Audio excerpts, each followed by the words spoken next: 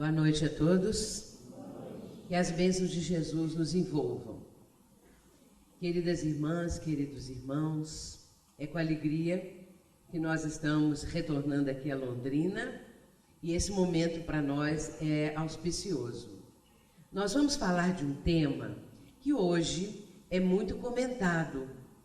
Nós vamos falar sobre mediunidade na infância e na adolescência. Eu queria perguntar se já saiu aqui na tela. Ah, tá. É porque eu não estou vendo, né? Queria saber se está tudo ok. Muito bem. Então, é um tema, assim, atualíssimo, porque cada vez mais nós estamos sendo procurados nas casas espíritas pelos pais que levam crianças, bem ainda no começo da infância, que já dizem estar vendo um amiguinho invisível que ninguém vê, alguma coisa, um velhinho, uma velhinha, que a criança diz assim, eu vejo sempre um velhinho, eu vejo sempre uma velhinha, e a criança vai trazendo aquelas notícias. E isso tem sido cada vez mais comum. As casas espíritas estão recebendo essas famílias, esses pais, os responsáveis, para orientar e explicar o que é isso, esse intercâmbio mediúnico com os invisíveis já em tenra idade. E é um sinal dos tempos. O nosso irmão Reginaldo acaba de falar a respeito do tema central dessa conferência. E realmente eu não conheço, e aí agora vou abrir um parênteses no próprio assunto que estou apresentando, eu não conheço em nenhum estado do Brasil, como também no exterior, um evento desse porte, porque abrange todo o estado e numa programação muito bem delineada, em que os expositores vão de cidade em cidade, cobrindo uma parte do estado, um de um lado, outro do outro, até que todo o estado seja beneficiado. Portanto, é um momento também de confraternização dos espíritas do estado do Paraná. E isso é muito bom. E estendendo para aqueles que queiram se aproximar da doutrina espírita, para conhecê-la e para se inteirar das suas diretrizes e também do Evangelho do Cristo à luz do Espiritismo, que traz exatamente esta compreensão dos ditos e dos feitos do Senhor Jesus. Fechando parêntese, voltamos para as crianças e os adolescentes. Nós vamos então fazer uma reflexão de como os pais, os responsáveis, vão compreender essa situação. Nós podemos imaginar que, sendo cada vez mais frequente esse tipo de ocorrência, é claro que as pessoas precisam ter uma orientação, uma explicação, e nós vamos agora abordar esses aspectos todos. Eu quero dizer também que fiquei sabendo que a TV Globo começou agora uma nova novela em que há uma criança que já desde os primeiros capítulos ela fala que está vendo espíritos. E porque me foi indicado isso, ontem, ou antes de ontem, não lembro bem, eu liguei também nessa hora dessa novela e vi realmente uma cena até muito bonita e muito bem feita.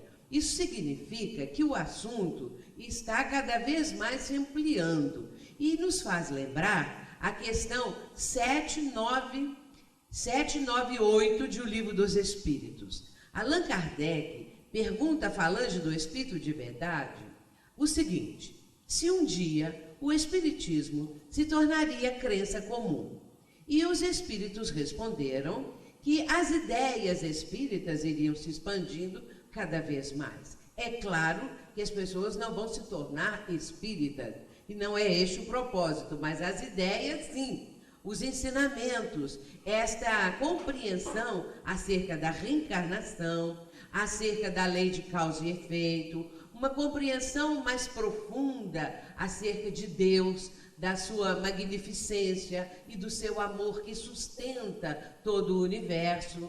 Também explicações profundas e esclarecedoras sobre os ensinamentos de Jesus, o Evangelho que ele legou para a humanidade.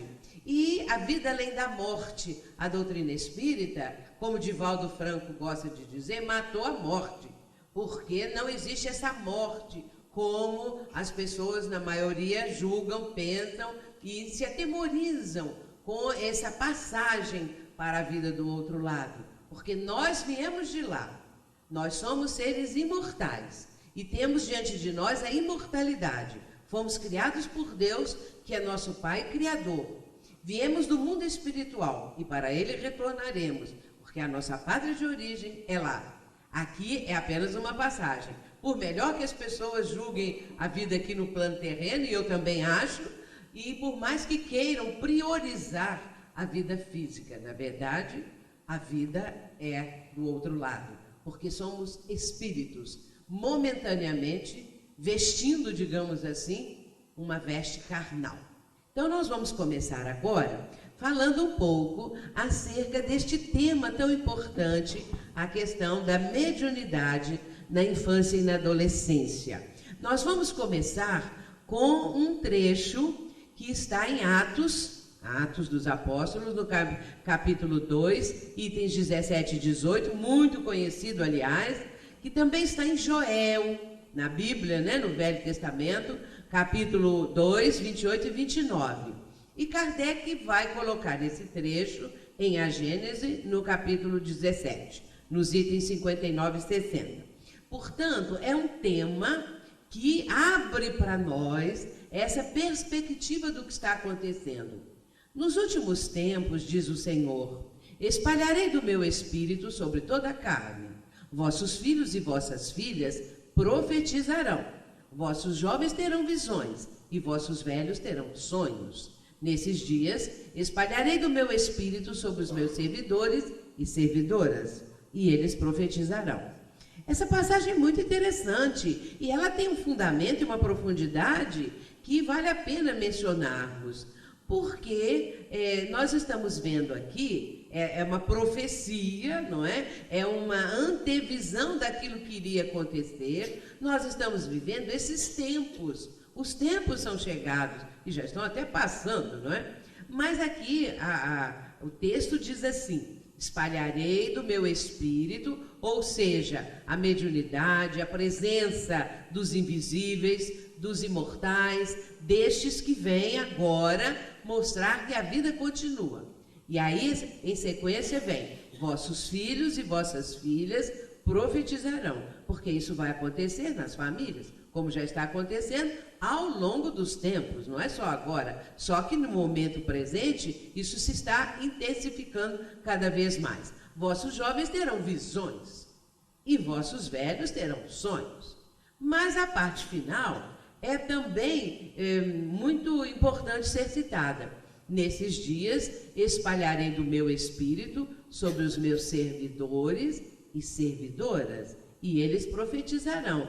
Estes são aqueles que já estão sendo seguidores, porque estão servindo ao Senhor. São aqueles que já estão nas hostes do trabalho. São aqueles que já estão engajados nesse trabalho, que é o trabalho que cada um está exercendo na sua casa espírita, na sua vivência, porque isso também ocorre não apenas na casa espírita, mas em todos os recantos do mundo, aqueles que realmente estão servindo com lealdade ao Senhor da vida. Vejamos um texto muito bonito de Santo Agostinho, que está em O Evangelho segundo o Espiritismo. Ó espíritas, isso é para nós, os espíritas, e os simpatizantes, os que já estão com a noção da coisa, né? Ó espíritas, compreendei agora o papel da humanidade. Compreendei que quando produzis um corpo, a alma que nele encarna vem do espaço para progredir. Inteirai-vos dos vossos deveres e ponde todo o vosso amor em aproximar de Deus essa alma, tal a missão que vos está confiada e cuja recompensa recebereis se fielmente a cumprirdes. Santo Agostinho, no Evangelho segundo o Espiritismo, capítulo 14, item 9. Vejamos aqui a importância dessa tarefa de receber no lar um casal, dar a condição a um espírito de retornar ao plano físico, para começar uma nova trajetória, testemunhos que virão, aprendizados, experiências. E os pais têm uma responsabilidade muito grande. E a gente vê que a maioria das pessoas não tem, às vezes, uma noção disso. Não tem uma noção e nem tem, assim, uma vontade de entender, não é? Uma compreensão do papel dos pais. E hoje é muito comum que os pais releguem os filhos. A gente já ouve falar de pessoas que esquecem a criança, o bebê, dentro de um carro fechado no sol. Quer dizer, a vida hoje, ela tem a pessoa tem tantas atribuições, tanto correria, tanta coisa, que a criança acaba sendo esquecida, não é? Porque o corre-corre da vida, aquela situação de subsistência, enfim, não estamos criticando as pessoas, mas mostrando que o mundo engendra as coisas de tal maneira que pode acontecer um caso desses. Sem falar nos que matam o bebê recém-nascido, que jogam nas lixeiras e tudo mais. Infelizmente, isso ocorre, mas como nós estamos na transição planetária, isso tudo vai chegar nos seus devidos lugares, conforme nós vamos saber na conferência lá em Curitiba. Mas vamos agora analisar a questão da criança. Quem é a criança? Essas crianças que estão aí tão bonitinhas, são lá da Mansão do Caminho. Eu estive lá em dezembro do ano passado e tirei umas fotos das crianças e coloquei essas aqui. Quem é a criança, afinal de contas? Porque as diferenças de personalidade, de aptidões e de caráter? Como resolver ou compreender certos bloqueios ou distúrbios psicológicos em crianças de pouca idade? A doutrina espírita tem a chave para o enigma humano. E através dela nós ficamos sabendo que a criança é um espírito reencarnado. Esta é a mais revolucionária de todas as ideias. Então nós vamos começar a entender o porquê das diferenças entre nossos filhos. Aqueles que já têm mais de um filho podem dizer, porque já assistiram, já notaram, já estão vivendo isso, que cada um pensa de um jeito, cada um tem um tipo de experiência, de decisões, de vontade, de tendências e tudo mais. E olhando o conjunto das crianças, nós vamos encontrar isso tudo que está aqui. Porque as diferenças de personalidade, de aptidões, de caráter, e enfim, tudo que a criança expressa e que cada um de nós nesse instante pode estar pensando num tipo de situação que a criança apresente. E aí nós vamos começar a entender essa explicação da doutrina, que é a única que realmente pode evidenciar e mostrar verdadeiramente o que é a criança. A criança é um espírito antigo. Muitas vezes, o bebezinho que ali está é mais velho que seus pais, olhando a sua trajetória multimilenar. Então, a criança, ela traz toda uma história, ela não é uma página em branco que vai começar agora a escrever as primeiras experiências na atual existência, mas sim um espírito que já traz um compêndio de experiências, já a sua história escrita através dos épos. Portanto, essa compreensão do que é realmente a criança muda completamente a nossa visão, não é? O nosso enfoque, a nossa ideia de como também educar a criança, qual seria a melhor forma. Eu sempre digo que, para a nossa vida atual, a mais difícil de todas as experiências é educar uma criança, educar um filho. É algo muito difícil, muito complexo, mas também muito belo. E hoje nós temos tantas explicações, tantas obras, tantos livros, e de repente nós temos Jesus a nos ensinar que, acima de tudo, deve prevalecer o amor. Continuando, vejamos então a respeito da criança, mas agora com a palavra o mestre Allan Kardec. A criança traz em si o germe da perfeição.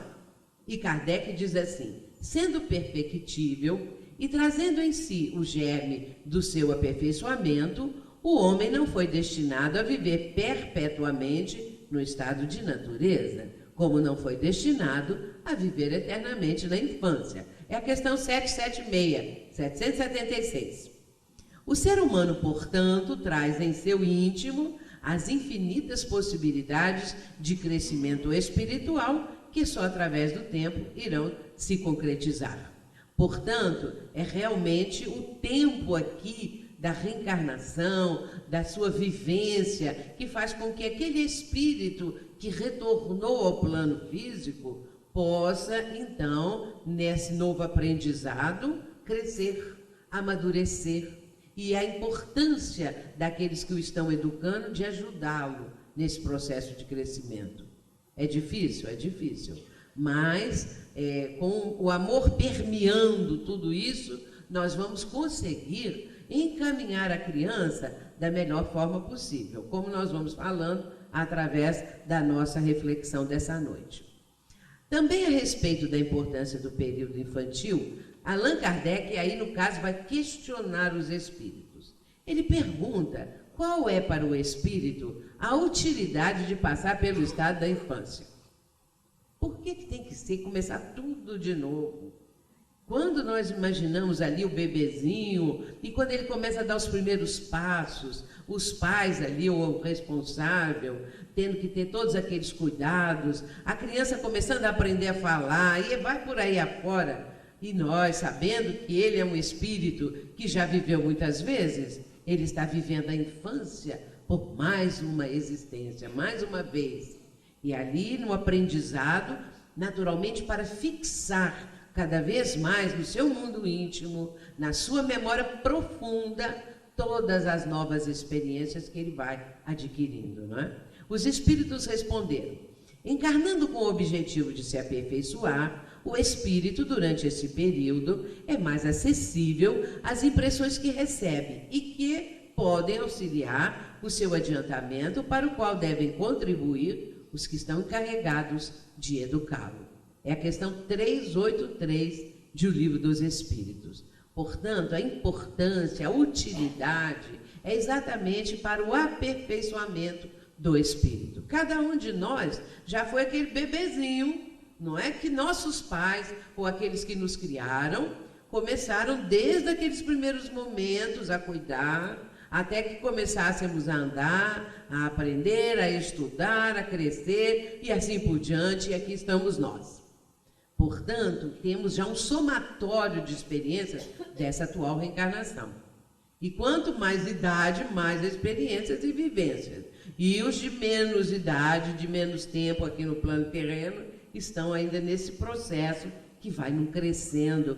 E isso é muito bonito, quando nós começamos a pensar o que significa a trajetória da vida, essa caminhada, que a doutrina espírita vem nos dar a conscientização da sua importância, que não é só, eu vou viver, aproveitar a vida, como as pessoas dizem, só se vive uma vez, então vamos aproveitar.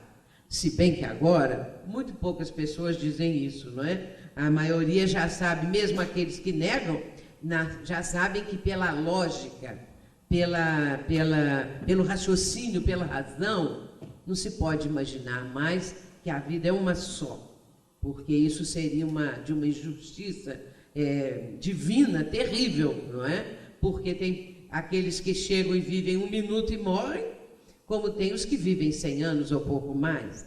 Mas para um e para outro são experiências. E aquele que viveu 1 minuto não chegou a ter uma experiência como a do outro. E o que teve mais vivência, esse, pode-se dizer, conseguiu caminhar mais, o outro não. Ou o outro que estava em uma condição péssima socialmente falando, de carências, as mais diversas, e aqueles que têm fama, que têm poder, que têm dinheiro, que têm isso, que têm aquilo. Então, nós começamos a ver essas alternâncias de vida, diferenças, não é?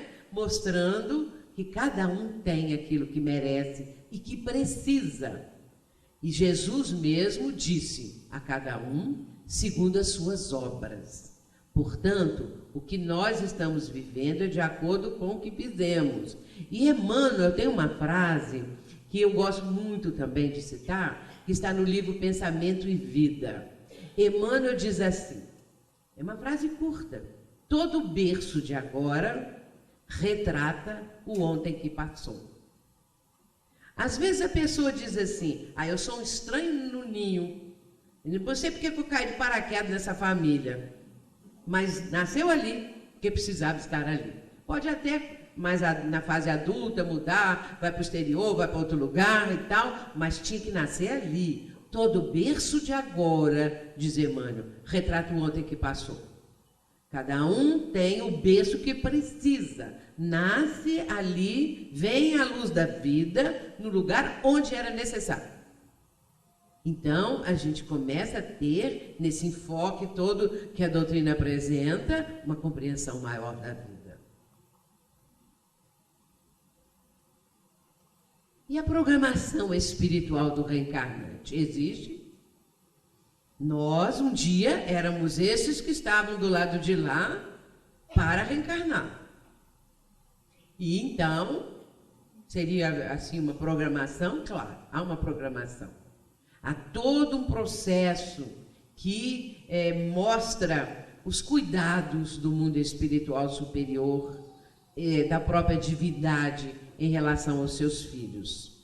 Nós não temos tempo, e nem é o propósito do assunto, mencionarmos aqui aspectos ligados a essa preparação de uma forma mais aprofundada, para que tenhamos esse conhecimento mais amplo acerca dessa programação. Mas vamos dizer o seguinte, aí agora também em O Livro dos Espíritos, a infância tem ainda outra utilidade.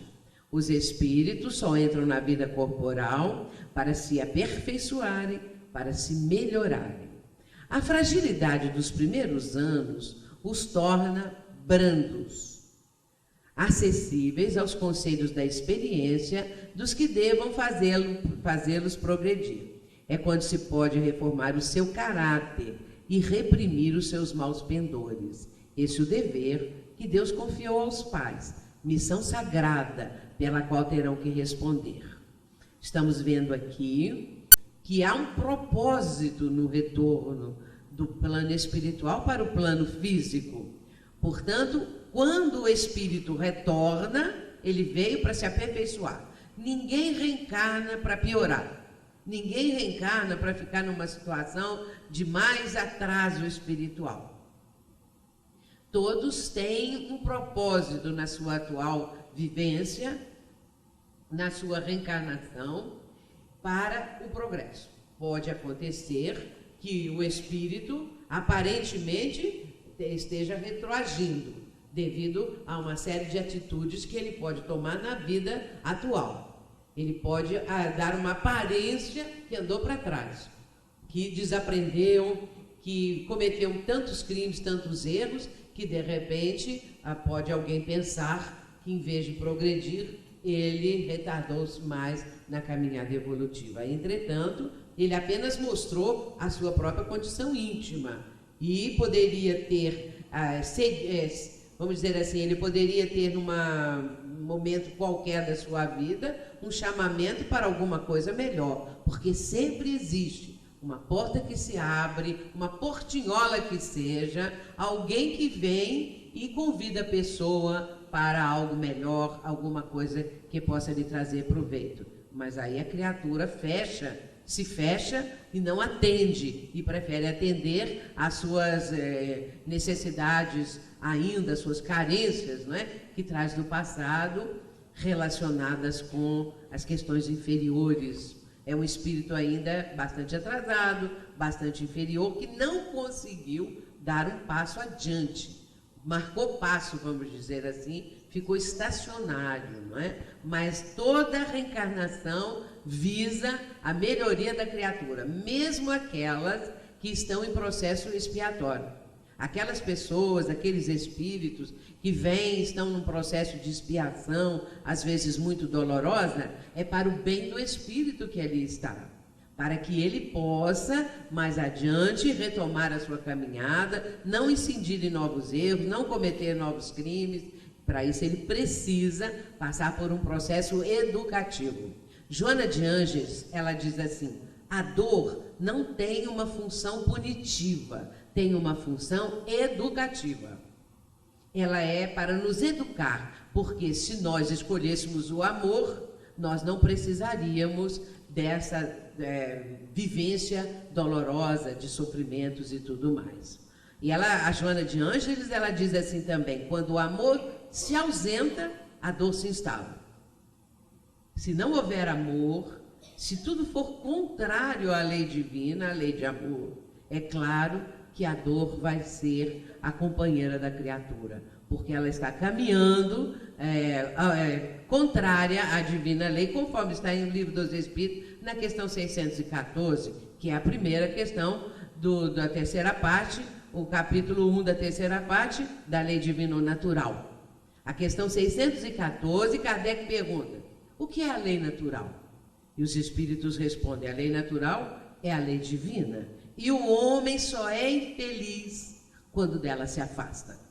Portanto, infelicidade é exatamente a resposta da lei de ação e reação, não é? Porque nós estamos em oposição às leis divinas. Mas vejamos também, ainda em continuação, a respeito da programação espiritual, o seguinte: o ser humano, portanto, é um espírito que retorna ao cenário terreno, com nova proposta de vida, com suas aquisições, conhecimentos e expectativas. Após a fecundação, se liga, através do perispírito, à forma que se inicia. Milhares de transformações acontecem, trazendo no seu âmago o espírito reencarnante, que influencia vibratoriamente, com toda a sua carga energética, a sequência desencadeada. Aqui é importante pararmos um pouco. As pessoas não têm, às vezes, a ideia da ligação do espírito reencarnante, quando se dá isso. Por isso que muitas pessoas, às vezes, provocam o aborto, cometem o aborto, porque não tem essa ideia, noção, compreensão. É preciso entendermos que no momento em que o espermatozoide se encontra com o óvulo e começa o processo de fecundação, dando origem ao zigoto, ali nesse momento o espírito reencarnante já está jungido àquela futura mãe, não é? Com toda a sua carga, com todas as suas aquisições, todas as suas esperanças, ele vai ser então ligado, e a partir daí começa esse processo maravilhoso que se desencadeia todas as transformações que ocorrem a partir daquele ovo, não é? O zigoto, que vai dar origem ao feto, vai continuando até a criança vir à luz, mas é o espírito que está ali desde aquele primeiro momento. Portanto, todos nós chegamos ao mundo da mesma forma. Agora, é claro que esta compreensão que nós agora temos com a doutrina espírita nos alarga o entendimento e nos faz agora termos o cuidado com relacionamentos sexuais, relacionamentos íntimos, porque o espírito que de uma forma ou de outra possa estar gravitando em torno daquele casal que às vezes se juntou ali, se uniu ali fortuitamente, às vezes nem se conhecem direito, mas vão formar ali no processo de fecundação uma possibilidade para um espírito reencarnar. E aí começa todo esse desencadeamento dessas transformações todas. A coisa é séria. Então, nós temos que, tendo essa noção, cuidar muito para que a nossa noção de responsabilidade espiritual, não é, seja constante. Bom, falamos bastante sobre a criança. Quem é a criança? Esse espírito que voltou, que está agora conosco, nessa vivência. O que devemos fazer o melhor possível para ajudar o espírito que necessita de experiência, que necessita de amadurecimento, de crescimento. É tão importante isso que a doutrina espírita nos ensina. E às vezes nós que já criamos filhos, no meu caso, por exemplo, agora eu já sou até bisavó, se vocês querem saber, estou até contando. Então, toda essa vivência, não é? Às vezes eu penso assim, se eu soubesse disso, enquanto criava meus filhos, que são 4. Eu dizia assim, se eu soubesse disso. Coisas que a própria ciência, a medicina, hoje, é tão explicado para as futuras mães, é tão dito, tão escrito. Na minha época, não tinha ainda muitas dessas coisas. Então, a gente não sabia. E eu fico assim, se eu soubesse disso. Mas é claro que tudo tem o seu momento. Hoje, os casais, as futuras mães, elas estão com um cabedal de conhecimento muito maior, que ajuda muito. E quando se olha o lado espiritual, quando se olha aquilo que a doutrina espírita nos mostra, dessa vivência de que somos espíritos e que estamos recebendo um espírito também, que vem para o plano físico, isso tudo modifica e nos amplia profundamente a concepção da vida. Mas nós falamos que a criança às vezes apresenta indícios de mediunidade. E agora nós vamos entrar nesse aspecto. Conforme eu disse no início, isso está acontecendo agora cada vez mais. E eu converso com pessoas, porque vou por esse Brasil todo viajando, não é? E as pessoas vêm e me relatam casos de crianças, casas espíritas, que pessoas representantes dessas casas muitas vezes estão acompanhando ali, seminários, essa coisa toda, vêm me relatar o quanto nas suas casas estão acontecendo essa participação, não é, dos pais que vêm contar a respeito da mediunidade das crianças. Então vamos ver um pouquinho acerca da mediunidade. Allan Kardec vai colocar logo na introdução de O Livro dos Médiuns, a certa altura, o seguinte: se bem que cada um traga em si o germe das qualidades necessárias para se tornar médium, tais qualidades existem em graus muito diferentes e o seu desenvolvimento depende de causas que a ninguém é dado conseguir se verifiquem à vontade. Então, é a introdução de O Livro dos Médiuns. Isso aqui também, a gente poderia falar muito tempo sobre esse trecho aqui, porque são ricos esses trechos de muita sabedoria, de muita coisa para nos ajudar. Mas hoje também acontece que as pessoas vêm à nossa casa e às vezes vem um jovem, e diz assim: agora eu estou vendo espíritos, agora está acontecendo isso comigo, às vezes eu fico tomada pelo espírito, a pessoa diz assim, não é? O espírito vem e me joga no chão, essa coisa toda. E a pessoa está relatando isso e de repente fala o seguinte: será que você podia tirar essa mediunidade de mim? Será que tem jeito de você tirar isso de mim? Assim, um passe, o seu guia espiritual pode tirar essa... Porque me falaram que eu sou médium, mas eu não quero ser médium. Será que o seu guia pode tirar essa mediunidade? Que agora se apresentou assim para mim? E tem o outro lado, que a pessoa chega e fala assim: eu quero ir para uma reunião mediúnica. Será que eu já posso ir? Porque eu já estou recebendo os espíritos, essa coisa toda. Então, tem aquele que não quer, tem medo, ou tem medo da responsabilidade, que a pessoa fala isso: eu não quero, porque é muita responsabilidade. E tem o outro que quer. Ai, mas é tão bom, Chico Xavier, veja que maravilha, escreveu mais de 400 livros, e pensa que é assim, só chegar lá e escrever, não é? Então, tem o lado que não quer, que tem medo da responsabilidade, e tem o outro que quer. E aí nós vamos atendendo essas pessoas e explicando, não é? Essa questão da mediunidade. Muitas vezes são jovenzinhas, assim, bem ainda com seus 11 anos, 10 anos, ou crianças menores, não é? Que os pais vêm relatar como a coisa está acontecendo nos seus lares. Então Kardec prossegue dizendo: ela, a faculdade, se manifesta nas crianças e nos velhos, em homens e mulheres, quaisquer que sejam o temperamento, o estado de saúde e o grau de desenvolvimento intelectual e moral. Aí já é no capítulo 17 do mesmo livro, né? No item 200. Vejamos que Kardec já está dizendo que pode acontecer nas crianças, nos velhos, nos homens, nas mulheres, enfim, pode acontecer em determinada época da vida e a gente não tem um controle sobre isso, não é? Nós não temos uma condição de saber, será que eu vou ser médium ou será que... Porque tem aquele que quer ser de qualquer jeito, que não tem sintoma nem nada, e também já é um outro caso. Ah, eu queria tanto ser médium, mas eu nunca vi espírito, nem coisa nenhuma. E aí a pessoa vem, já quer ver tal, como é que vai ser. Muito bem, então, a mediunidade, ela pode realmente surgir, é uma faculdade natural do ser humano, mas é uma faculdade do espírito.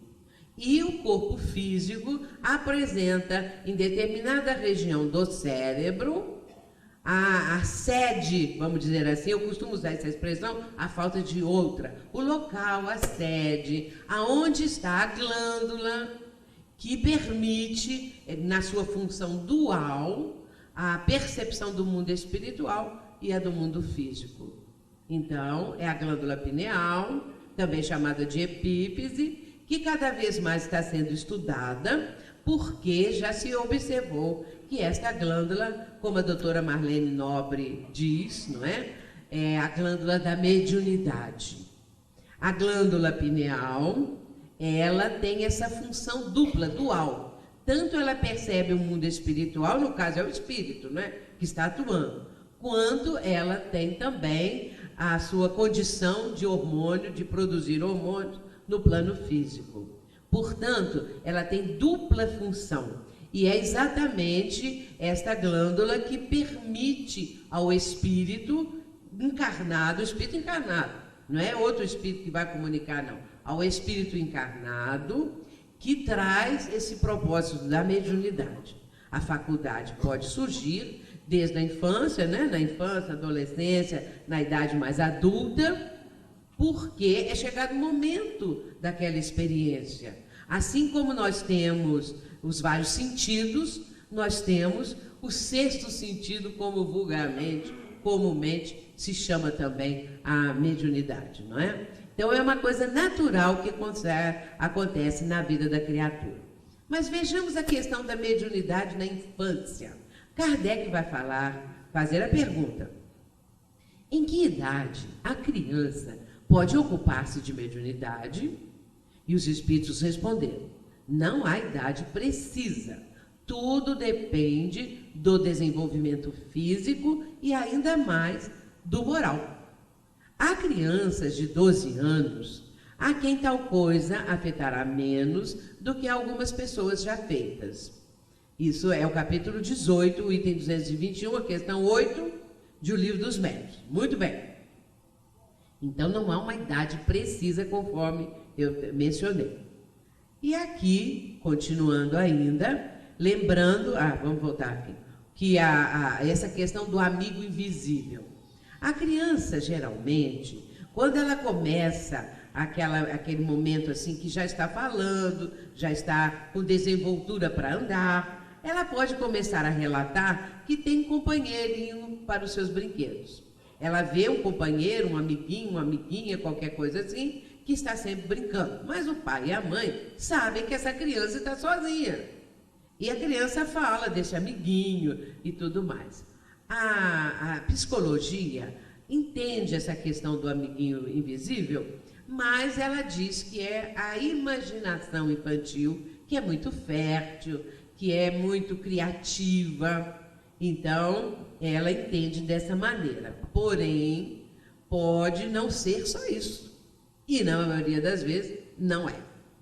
Mas tem aquele caso da criança que fala assim: mas eu vejo um vovô, chama de vovô, eu vejo um velhinho, eu vejo uma velhinha. E se a mãe e o pai tiverem ideia, pega o álbum da família e vão mostrando para a criança. Vê se é um desses, esse daqui. Você conhece as pessoas? Vai perguntando, até que a criança diz, esse aqui, o velhinho que eu vejo. Assim, mais ou menos isso acontece.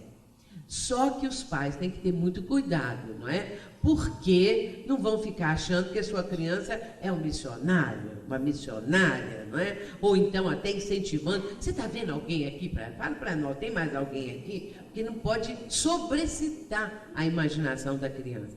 Tem que tratar isso com naturalidade, não é? Ainda continuando. Como proceder quando a criança é médium? E aí a pergunta sou eu que estou fazendo, já nem é mais do Kardec.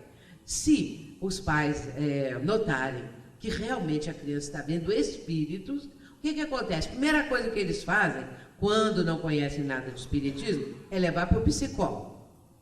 E aí vão lá para o psicólogo pode ajudar, mas não teria condições de trazer para aqueles pais uma explicação plausível, alguma coisa porque escapa àquilo que a psicologia propõe e apresenta. Portanto, ir no psicólogo é bom, mas se os pais tiverem ideia, se alguém falar, porque logo alguém fala, é um vizinho, é um parente, é uma avó, é qualquer pessoa, já levou no centro espírita? Então leva. E aí os pais vão levar a criança para o centro espírita, sem saber direito o que vai acontecer, não é? Como as coisas vão se processar. E aí levam a criança, e é uma boa medida, é a medida mais correta e mais acertada. Mas aí Kardec, ele pergunta assim, agora já é o Kardec, haverá inconveniente em desenvolver-se a mediunidade nas crianças? A resposta, certamente, e sustento que é muito perigoso, que estes organismos débeis e delicados sofreriam por esta forma grandes abalos e as suas imaginações excessiva sobrecitação. Os pais prudentes devem afastá-las dessas ideias ou, quando nada, não lhes falar do assunto, senão do ponto de vista das consequências morais. Capítulo 18, isso. Quando Kardec está falando dos inconvenientes e perigos da mediunidade. É um capítulo que ninguém dá importância, não, mas nós deveremos ler e saber. Porque às vezes, agora eu vou abrir um parêntese, viu? Às vezes a pessoa tem um transtorno mental. Vai no centro espírita porque alguém falou, é médium. Isso aí é coisa de espírito. Vai lá para o centro espírita, mas a pessoa tem um transtorno mental. Não é realmente um espírito que está presente na vida da criatura. Mas aí chega no centro espírita, relata lá o seu problema, a sua situação, o que está vivendo, e de repente fala assim, é médium sim, é espírito, vai para a reunião mediúnica. Isso, às vezes, acontece naquela casa espírita, onde as pessoas ainda não estudaram o suficiente, ainda estão com aquela ideia que qualquer coisa é tudo espírito, que a gente também tem que ter prudência, conhecimento, estudo, para fazer uma avaliação. Nós sabemos que a pessoa que é portadora de esquizofrenia ouve vozes. E aí fala assim, bom, estou ouvindo vozes, já é espírito, vai para a reunião. Muitas vezes são apenas delírios do inconsciente que vêm à tona da consciência. São delírios que as pessoas apresentam. Pode acontecer de ter associado a isso um espírito obsessor, isso pode também, não é? Mas nós temos que ter critérios, nós temos que ter cuidado, e é isso que Kardec fala, dos inconvenientes de levarmos uma pessoa que já é portadora de um distúrbio dessa ordem para uma reunião mediúnica, porque se ela já está com um problema de ordem psicológica, psíquica, a questão de participar de reunião mediúnica vai sobrecitar a pessoa, tal como sobrecita também a criança, que vai ficar com a sua mente muito carregada de informações, de ideias, e muito também da questão do mundo espiritual. Então é preciso ter muito critério, muito cuidado. Criança não deve participar de reunião mediúnica, de acordo aqui com Kardec, não é? E pelo bom senso. Nós podemos imaginar, cada um de nós, não é? O quanto isso não seria aconselhável e oportuno para uma criança. Mas e na questão da adolescência? Antes de passarmos para isso, vou voltar para trás do texto, porque eu quero comentar agora um pouquinho a respeito do adolescente. Nós temos hoje o conhecimento que nossos adolescentes são de uma inteligência assim impressionante, não é?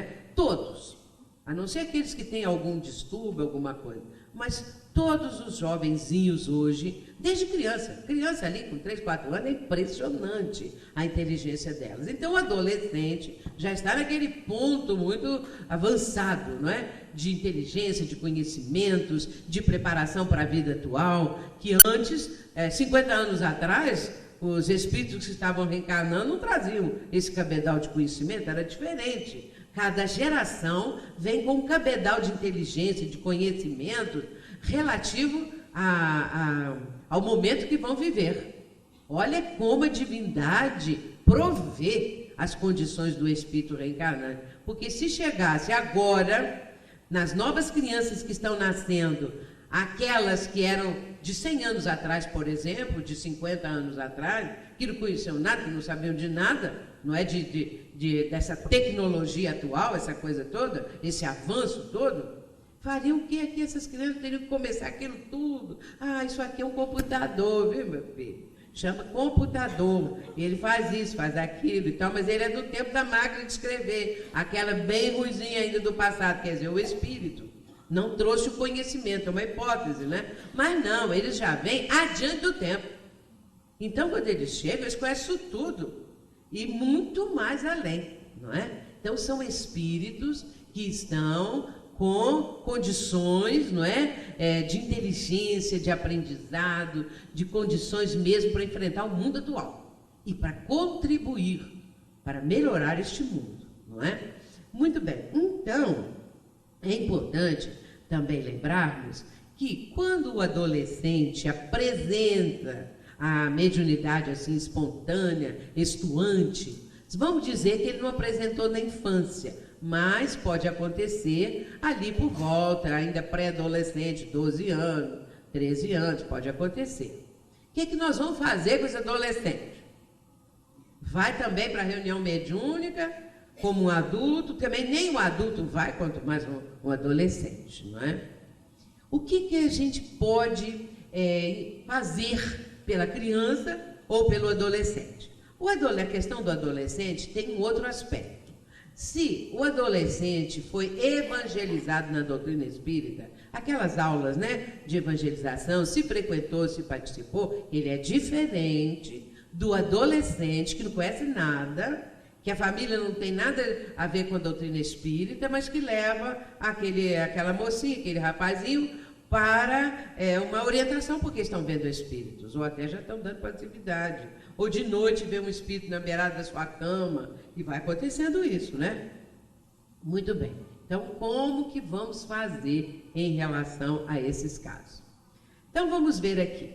A questão da adolescência, Allan Kardec também vai abordar, não é? Agora, ele diz assim, qual seria o motivo da mudança no caráter do indivíduo, em especial nesse período da adolescência? É que o espírito se modifica? É porque, às vezes, a criança é dócil. Vai chegando na adolescência, ela vai apresentar como aquele adolescente revoltado, aquele adolescente malcriado, aquelas coisas todas que os pais sabem e as famílias sabem, não é? Aí Kardec está perguntando por que isso acontece. O espírito se modifica? O que foi que aconteceu com ele? A resposta é que o espírito retoma a natureza que lhe é própria e se mostra tal qual era no passado. Não conheceis, ele faz o espírito está respondendo, fala essa pergunta. Não conheceis o que a inocência das crianças oculta. Não sabeis o que elas são, nem o que foram, nem o que serão. As crianças são os seres que Deus manda a novas experiências. Questão 385 do Livro dos Espíritos. Então, Allan Kardec e os espíritos, enfocando essa questão da mudança, porque os pais, de repente, não conhecem mais aquela criancinha, que era tão meiga, tão carinhosa, aí vai virar aquele adolescente, não são todos os casos, mas uma grande parte, né? E aí, os espíritos respondem, é que nessa fase, o espírito toma, vamos dizer, as rédeas da vida material. até aquela idade menor, mais na infância, o espírito ainda está muito vivendo o mundo espiritual, em aprendizado, mas aí chega num ponto que ele vai tomar o conhecimento da vivência, ainda que inconscientemente, viu? E ele vai tomar as rédeas do corpo, da vida atual, e aí pode apresentar as características do seu passado. Mas se os pais deram boa orientação, ele pode ter uma fase assim, mas depois tranquiliza. Quanto mais se a família cultivar a prece e os bons encaminhamentos morais. E Joana diz assim, Joana de Anjos, a mentora de Divaldo: tratando-se de um ser humano em progresso, com o passado a reparar, o adolescente é convidado ao testemunho evolutivo, por cujo meio se retempera no exercício do bem e das disciplinas morais, fortalecendo-se para desempenhos futuros de alto coturno. É um livro dela, Adolescência e Vida, que continua ainda nesse texto. Nesse estágio de capacidade intelectual, o intercâmbio psíquico com os desencarnados torna-se mais viável e fecundo, merecendo cuidados especiais que orientem o sensitivo para o ministério de amor e de iluminação dele próprio, como do seu próximo e da sociedade como um todo. É um livro muito importante para quem está vivendo no lar, com filhos, com amigos, com parentes, a fase da adolescência. O livro é Adolescência e Vida, psicografia do Divaldo Franco, de autoria de Joana de Anjos. Então, ela está mostrando exatamente esses critérios, esses cuidados especiais, não é? Que nós devemos, entendendo, ajudar os nossos adolescentes. E aí, Kardec ainda vai acrescentar: a prática do espiritismo demanda muito tato para a inutilização dos espíritos enganadores. Se estes iludem a homens feitos, claro é que a infância e a juventude estão mais expostas a isso, né? E se acham mais expostas, se acham a ser vítima deles.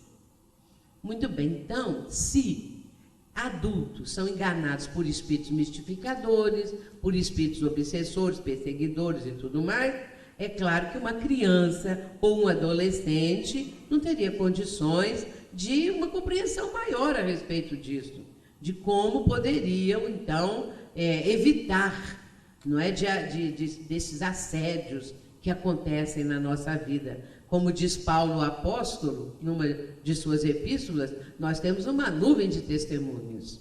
Cada um de nós tem os seus acompanhantes, que são desde o nosso anjo da guarda, ou espírito protetor, não é? Como familiares que nos querem bem, já desencarnados, e os desafetos do passado. Então, é uma nuvem mesmo.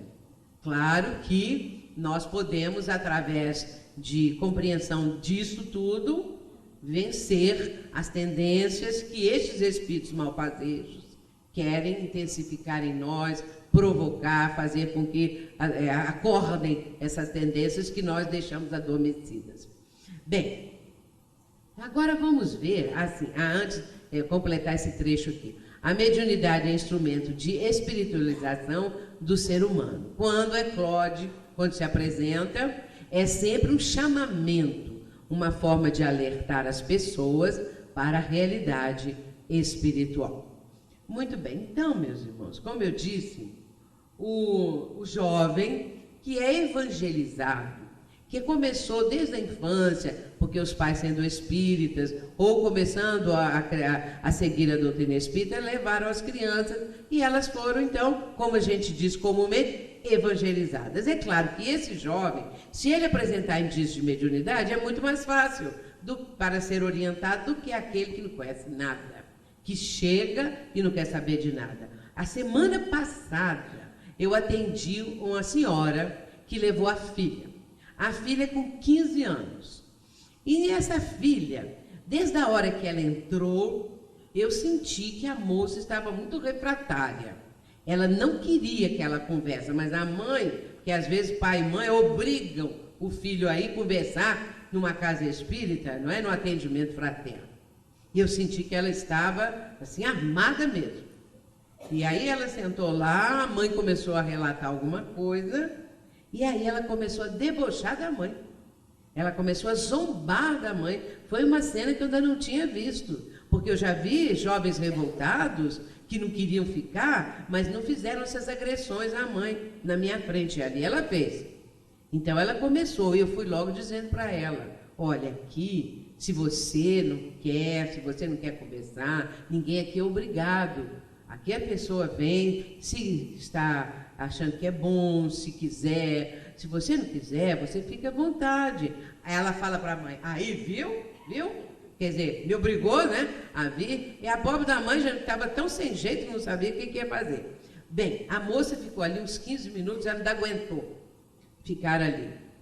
Então a mãe, muito timidamente, falou assim comigo: será que a senhora poderia colocar o nosso nome para fazer as preces? Então eu tinha ali papel, tinha caneta e tal.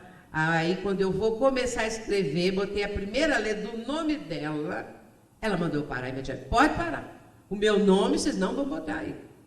Aí eu vi que ela realmente não queria, depois de fazer muitas coisas em relação à mãe dela ali, eu tentando acalmar e tudo. Aí eu falei com ela: minha filha, você fique à vontade, se você não quiser, você tem toda a liberdade, pode esperar ali na varanda e tal. Ela levantou imediatamente e foi.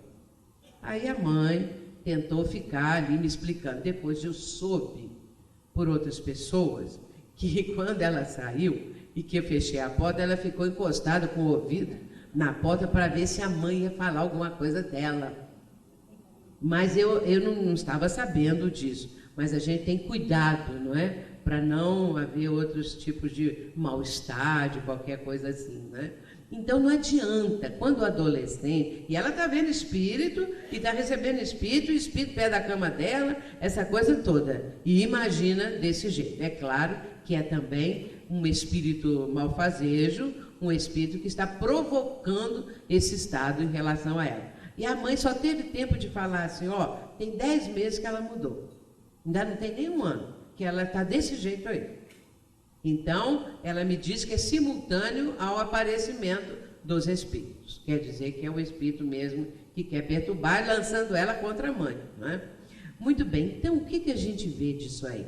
Uma adolescente nesse estado, é claro, ou menos, né? Porque o estado dela foi assim muito exacerbado. Outros que vêm e que não querem, mas que ficam com educação, não é? Não agridem a mãe ou o pai que às vezes leva, né?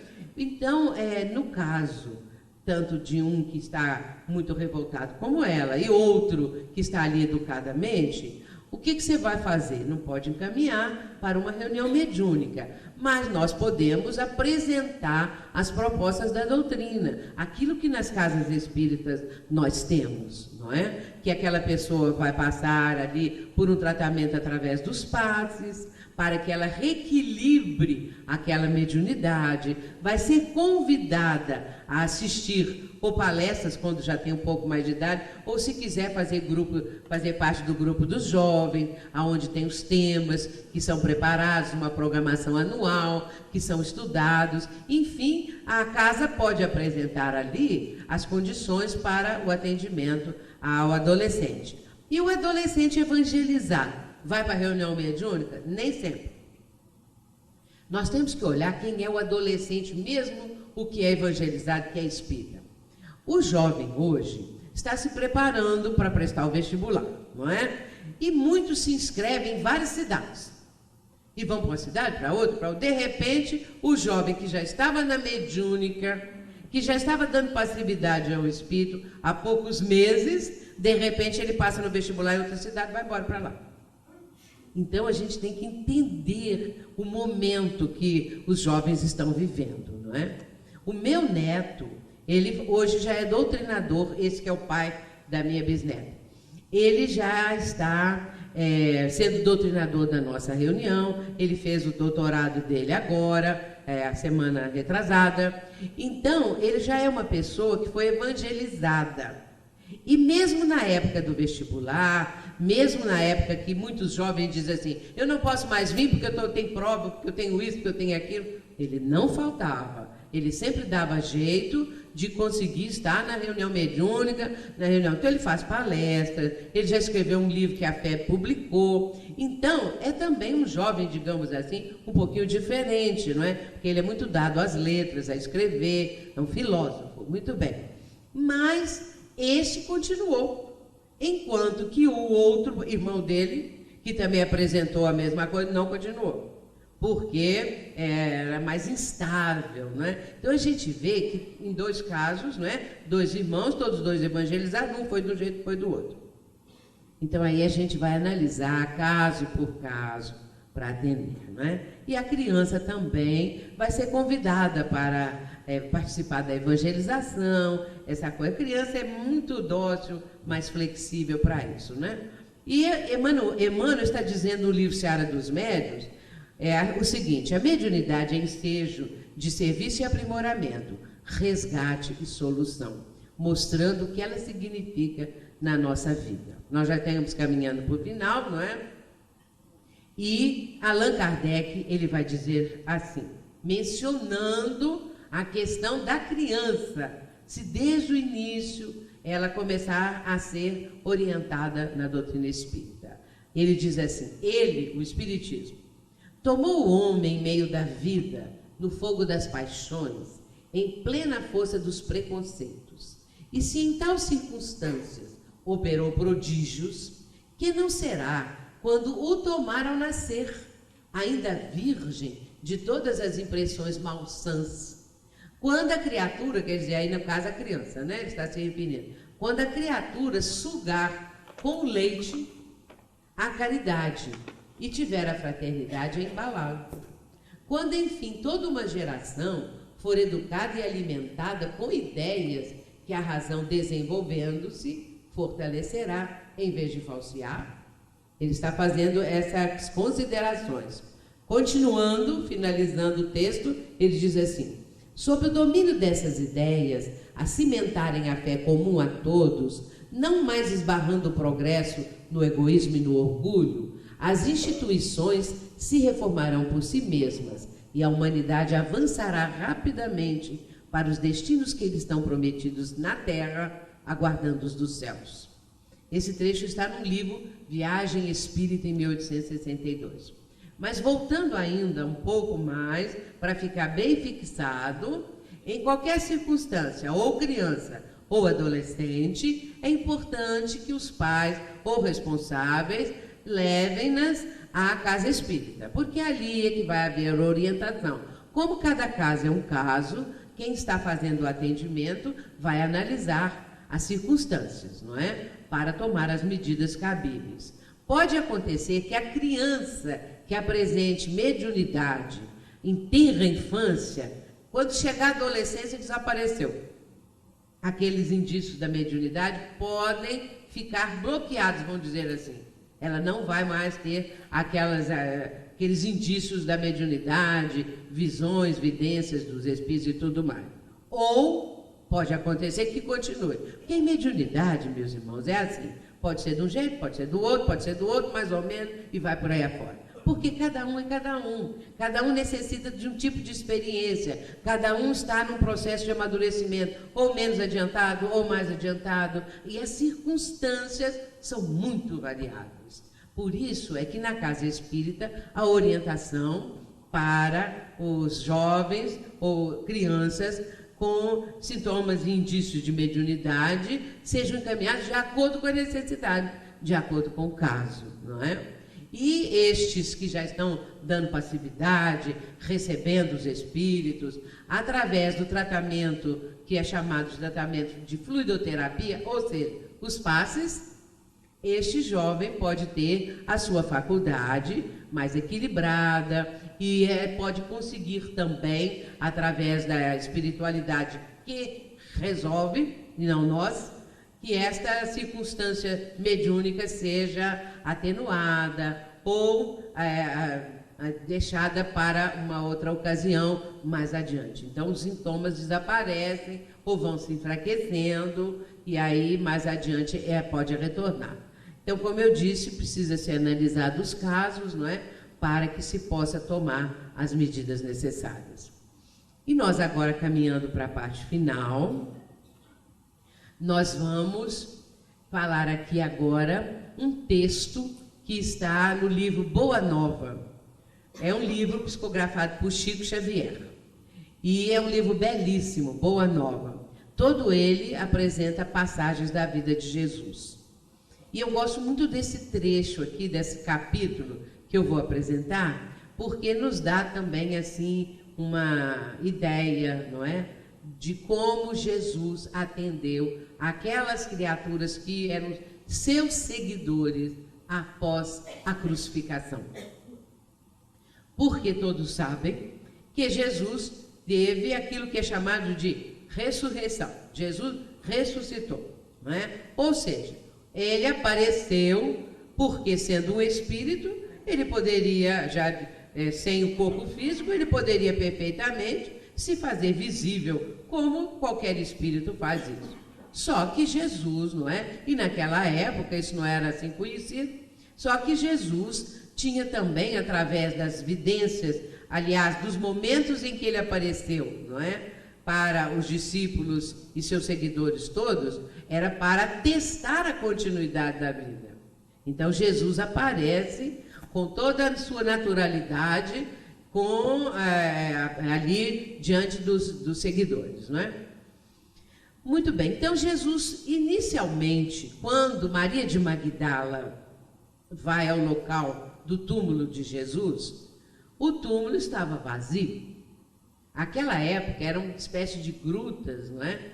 Que tinha uma pedra fechando, uma pedra enorme, e ali ficava o cadáver. Só que quando ela chegou, a pedra tinha sido removida e o túmulo estava vazio. E é nessa hora que Jesus vai aparecer para ela. Depois Jesus vai aparecer para os seus discípulos, para Maria Santíssima, a sua mãe, não é? Aos 70 seguidores, haviam 70 que o seguiam bem de perto, mas havia também um grupo de 500. Esses 500, de várias idades, se reuniam no campo. E eles ouviram falar que Jesus já tinha aparecido para todos, menos para eles. E eles começaram a pedir mentalmente, a conversar entre eles, pedindo que Jesus aparecesse para eles, para que eles pudessem também ter essa alegria, não é? Ter esse momento de bem-aventurança. E acontece que uma tarde eles estavam no campo, que eles se reuniam fora da cidade, lá no campo, para ouvir as pregações de Pedro, de Tiago, de Bartolomeu, de João. E naquela tarde eles estavam lá. E todos naquela expectativa de que Jesus aparecesse para eles. E de repente, foi notado que a tarde ficou diferente. Um silêncio, uma coisa assim impressionante, tomou conta de tudo na natureza. Nem mais um pássaro cantando, nem mais as folhagens balançando nas árvores, não havia ruído algum. E Jesus chegou. Então, o que eu trago aqui agora é um pequeno trecho do capítulo em que Humberto de Campos fala acerca deste momento em que Jesus vai conversar com os 500 da Galileia. E ele veio e começa a dizer da seguinte maneira: amados, eis que retomo a vida em meu Pai, para regressar à luz do meu reino. Enviei meus discípulos como ovelhas a meio de lobos, e vos recomendo que lhes sigais os passos no escabroso caminho. Depois deles, é a vós que confio a tarefa sublime de redenção pelas verdades do Evangelho. Eles são semeadores, vós sereis o fermento divino. Instituo-vos os primeiros trabalhadores, os herdeiros iniciais dos bens divinos. Humberto de Campos, o livro é Boa Nova. É um pedacinho do capítulo, e ele depois tem uma continuidade. Então vejamos o que Jesus quis dizer.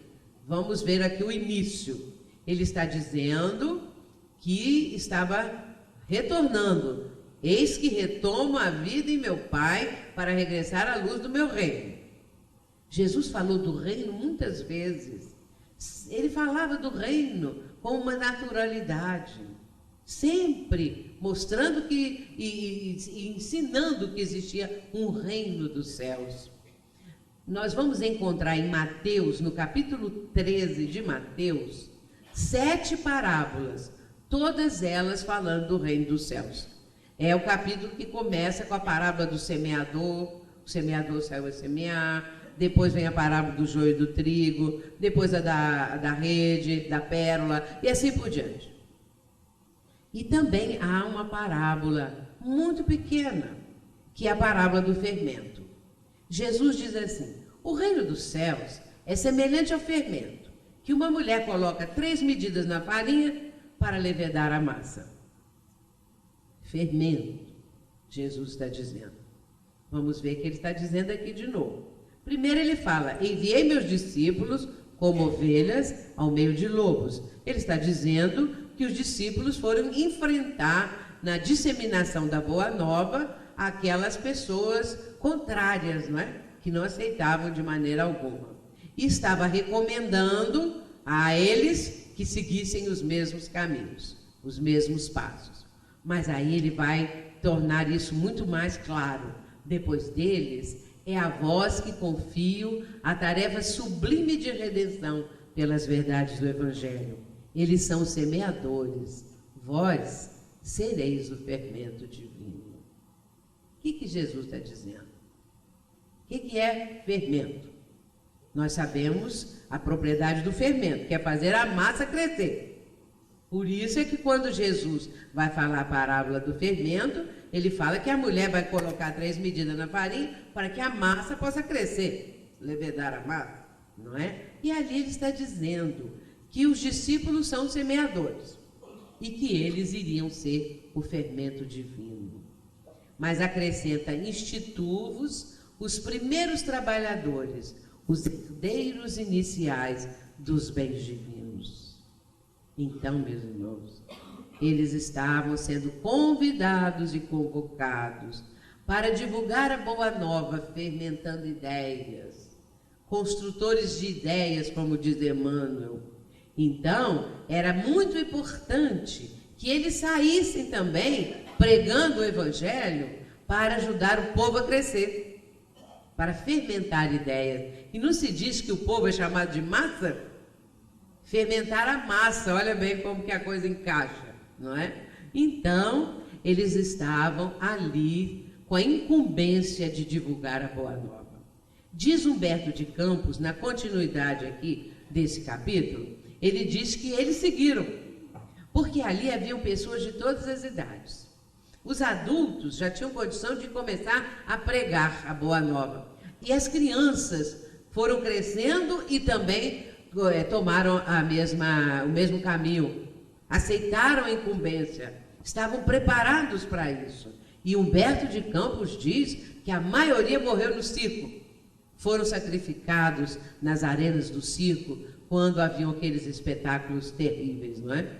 Mas eles fermentaram ideias. 2000 anos se passaram. Os 500 da Galileia fizeram aquilo que deveriam fazer, a missão que lhes foi confiada. Durante esses 2 milênios, nós temos aí vultos que fermentaram ideias. Porque no caso, não é só no âmbito da religião, mas das artes, da ciência, de tudo, da tecnologia, de tudo. Pessoas que vieram para fermentar, para ajudar o povo a crescer. E hoje nós nos perguntamos: e nós? Será que nós podemos também ser fermento? Claro que podemos. O Espiritismo é em si um fermento divino, que está mostrando para a humanidade o caminho para o seu crescimento espiritual. E nós, em ponto menor, claro, podemos ser fermento no nosso lar, no nosso convívio da profissão, em qualquer parte onde estivermos.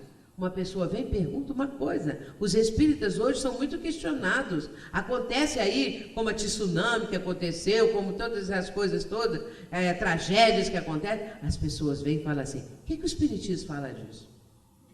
E aí nós vamos dizer, não é? Aquilo que o Espiritismo explica. Portanto, estamos exercendo o papel de fermento, fazendo as ideias fermentarem na mente das pessoas. E com isso, meus irmãos, nós vamos agora, encerrando a nossa reflexão dessa noite, mas que fique para nós essa certeza de que cada um de nós pode ser um seguidor do Mestre, um seguidor que vai fermentar essas ideias e trazendo a possibilidade da divulgação da doutrina espírita, que a humanidade tanto necessita. Crianças, hoje em dia chamada criança cristal, criança índigo, quer dizer, são formas de se denominar crianças assim, com uma missão, ou crianças que apresentam um amadurecimento diferente, ou são geniais, qualquer coisa assim. Mas vamos ter cuidado, não é? Para não incensarmos as nossas crianças, para não também procurarmos fazer com que a mente delas seja cada vez mais sobrecitada, perguntando, querendo saber as coisas. Vamos tratar com naturalidade e vamos entender que a doutrina espírita tem, nas casas espíritas ali da vivência, as condições e os recursos para ajudá-las, para encaminhá-las, desde a criança até o adulto e assim por diante, não é? Agora, nós somos os herdeiros iniciais dos bens divinos, que possamos levar isso adiante. Muita paz, muito obrigada, que Jesus nos abençoe.